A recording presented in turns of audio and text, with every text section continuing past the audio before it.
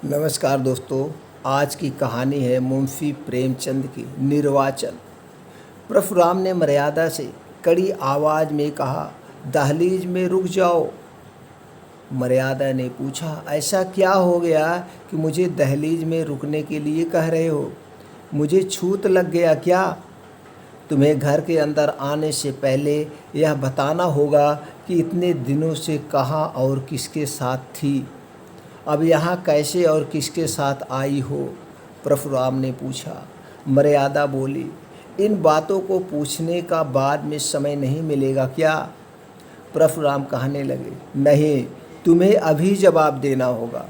हम दोनों साथ में ही नदी से बाहर निकले थे।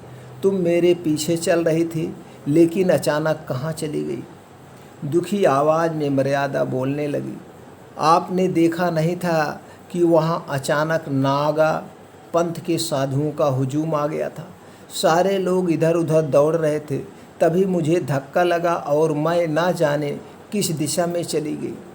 जैसे ही थोड़ी भीड़ कम होने लगी, मैंने आपको खूब पुकारा। अच्छा, तब क्या हुआ? परशुराम ने पूछा। आप कहीं भी नहीं दिखे तो मैं रोने लगी। संध्या तक वहीं बैठी। फिर एक लड़के ने आकर मुझसे पूछा कि तुम खो गई हो। मैंने जैसे ही हाँ कहा तो उसने मुझसे घर का पता और पथ का नाम पूछकर एक डायरी में लिख लिया। फिर मुझे कहा कि तुम्हें घर तक हम पहुंचा देंगे, बस तुम अभी मेरे साथ चलो। मेरे पास कोई रास्ता भी नहीं था तो मैं उसके साथ चल दी। परशुराम ने एकदम पूछा, वो तुम्हें कहाँ ले गया और वो कौन था? मर्यादा बोली, वो एक समिति का सेवक था जो मुझे अपने कार्यालय लेकर गया। वहाँ उनका अध्यक्ष और कई सारे स्वयंसेवक थे।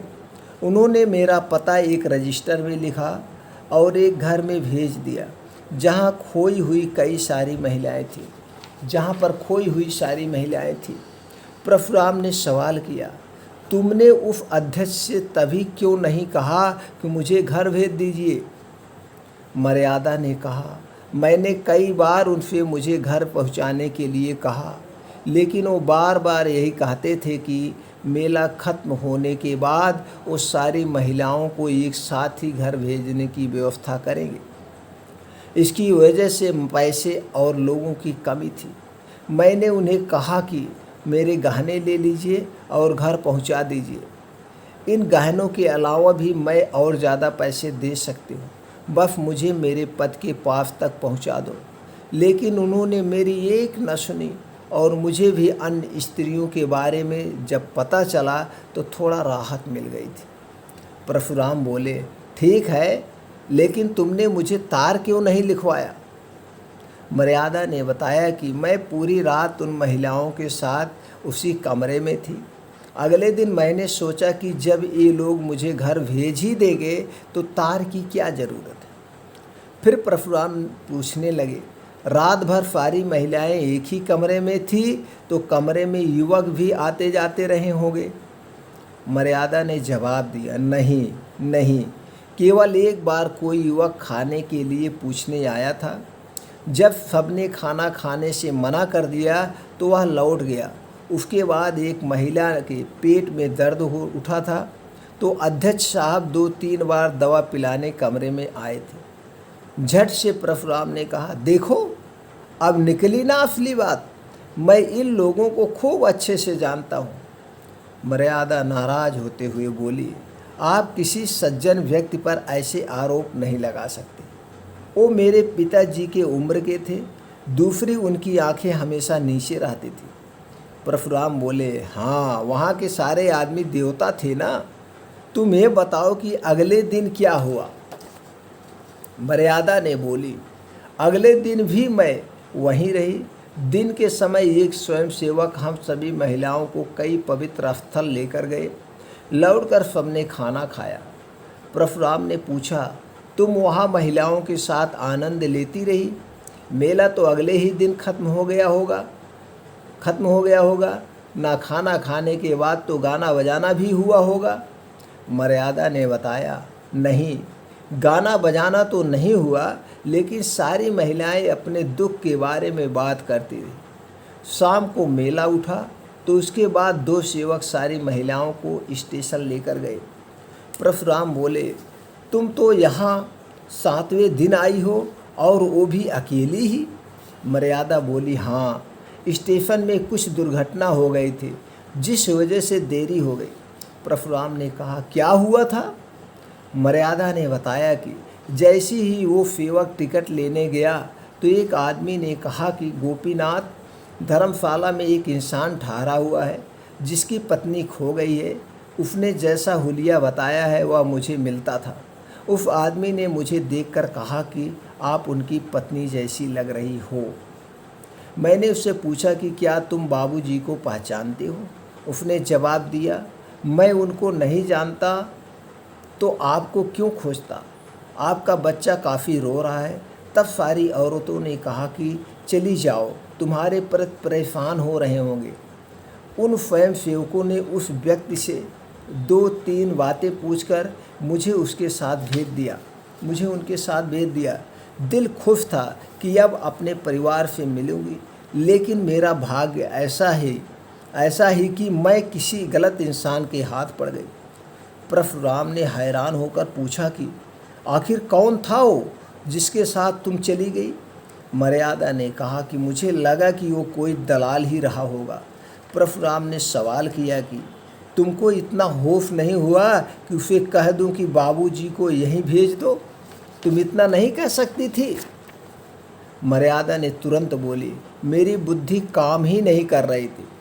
अब तुम फिजूल की बातें मत करो और यह बताओ कि वो आदमी तुम्हें कहाँ लेकर गया? परशुराम बोले। मर्यादा, मुझे लज्जा आती है, क्या बताऊँ आपको? परशुराम, तुम्हें तो यहाँ आने पर और भी लज्जा आनी चाहिए। मर्यादा बोलने लगी, देखिए, मुझे किसी ने छुआ तक नहीं है, भगवान की कसम खाकर कहते हूँ। परशुराम ने पूछा कि क्या तुम उसका चेहरा कैसा था बता सकती हो? मर्यादा ने बताया, वो छोटे कद का गहरे रंग का आदमी था, लंबा सा कुर्ता पहना हुआ और गले में तावीज़ भी थी। परशुराम ने कहा, अरे वो तो धर्मशाला में झाड़ू देने वाला था। मैंने उसको तुम्हें खोने की जानकारी दी थी, उसने इस बात का इस तरह से फ़ायदा उठाया? मर्यादा बोली कि वो तो ब्राह्मण जैसा लग रहा था। परशुराम कहने लगे, नहीं, वो मेहतर है, यानी कि झाड़ू देने वाला ही था। वो तुमको अपने घर ले गया था क्या? मर्यादा ने बताया कि उसने पहले मुझे एक तांगे पर बैठने को कहा और फिर एक तंग गली से किसी मकान में ले गया। उसने फिर कहा कि तुम्हारे बाबूजी यहीं आएंगे। फिर मुझे लगा कि उसने मुझे झांसा दिया है। कुछ देर बाद एक बुढ़िया आई और मुझे लालच देने लगी। पूरी रात मैं रोती रही। अगले दिन बुढ़िया ने कहा कि तुम रोकर मर भी जाओगे तो भी तुम्हारी मदद के लिए कोई नहीं आएगा। उस झाड़ू मारने वाले और बुढ़िया ने कहा कि तुम्हारा एक घर छूट गया है, अब हमारी बात मान लो तो तुम सोने से लद जाओगे। तभी मैंने स्वयं को खत्म करने का निर्णय ले लिया था। परशुराम ने मर्यादा को रोकते हुए कहा कि ठीक है, मैंने मान लिया कि तुमने अपने सतीत्व को खत्म होने नहीं दिया, लेकिन मैं तुम्हें अपना नहीं सकता। मर्यादा ने कहा कि स्वामी, आप ऐसा मत कहिए, मैं आपकी वही पहले वाली पत्नी हूँ, मुझे किसी ने छुआ भी नहीं है। आपका ऐसा करना मेरे साथ अन्याय होगा। परशुराम ने कहा कि यह अन्याय नहीं बल्कि भगवान का खेल है। मैं 6 दिनों से यही सब सोच रहा हूँ। मुझे समाज की चिंता नहीं है, लेकिन तुम पर किसी दूसरे की नज़र पड़ी। अब मैं तुम्हें कैसे अपनी पत्नी के भाव से देखूँगा, ये मेरी समझ में नहीं आ रहा है। मर्यादा बोलने लगी, क्या आपको मेरी स्थिति पर दया बिल्कुल भी नहीं आती है? परशुराम ने कहा, घृणा के स्थान पर दया बिल्कुल भी नहीं आ सकती। मैं जीवन भर के लिए तुम्हारा खर्च उठाऊंगा, लेकिन अब तुम्हें अपने साथ नहीं रख सकता हूँ। किसी गैर पुरुष के साथ एक क्षण रहने से भी पतिव्रत पूरी तरह से नष्ट हो जाता है। मर्यादा ने पूछा, तुम्हारी यही इच्छा है कि मैं यहाँ से हमेशा के लिए चली जाऊँ? परशुराम ने कहा कि हाँ, मेरी अंतिम इच्छा यही है। मर्यादा बोली, ठीक है, फिर लेकिन क्या तुम मुझे वासुदेव को अपने संग ले जाने दोगे? परशुराम बोल पड़े, बिल्कुल नहीं, वो मेरा बेटा है। मर्यादा ने पूछा, क्या मैं उसे आखिरी बार देख सकती हूँ? अपने बेटे को प्यार कर सकती हूँ? परशुराम ने जवाब दिया, मेरा मन तो नहीं है, लेकिन तुम्हें मन हो तो दूर से ही देख लो। मर्यादा ने कहा, ठीक है, अब जाने दो, सोच लूँगी कि मेरा कोई बेटा ही नहीं था और मैं एक विधवा हूँ। आज से भाग्य मुझे जहाँ ले जाएगा मैं वहीं जाऊँगी, जहाँ ले जाएगा वहीं जाऊँगी। दोस्तों, इस कहानी से हमें क्या सीख मिलती है? विपरीत परिस्थितियों में किसी भी गैर पर यूं ही भरोसा ना कर लेना चाहिए। अपनी आँख और कान के साथ साथ बुद्धि का भी उपयोग करना चाहिए।